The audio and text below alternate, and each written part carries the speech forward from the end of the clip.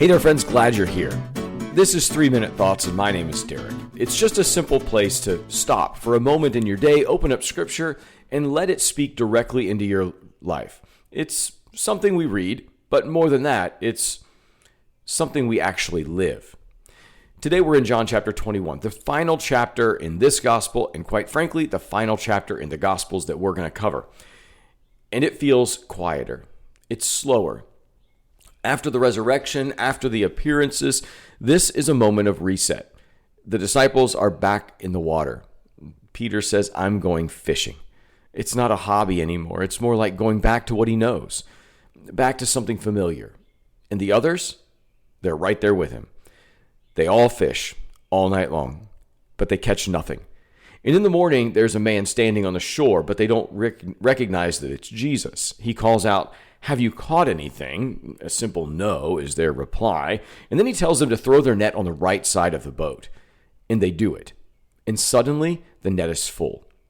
So full they can barely haul it in. And in that moment, everything clicks because they've been here before. Earlier in the Gospels, Jesus calls the disciples by having them do the same thing. John recognizes, he remembers, it's the Lord, and then Peter, in his impulsive nature, jumps in the water and swims to Jesus.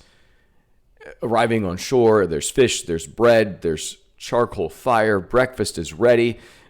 Everything was ready for them. After everything they've been through, the failure, the denial, the confusion, the running away, Jesus meets them with provision. Not a lecture, but a meal. And then there's this conversation. Jesus turns to Peter, the very same Peter who denied him 3 times, and he asks, hey, do you love me? 3 times. Not to shame him, but to restore him.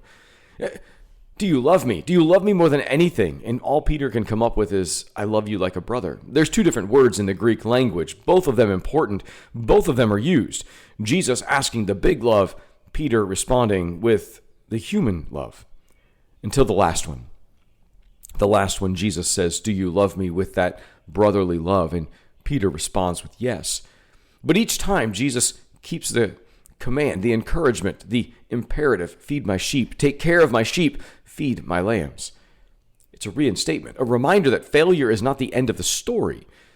That calling doesn't disappear because of a moment.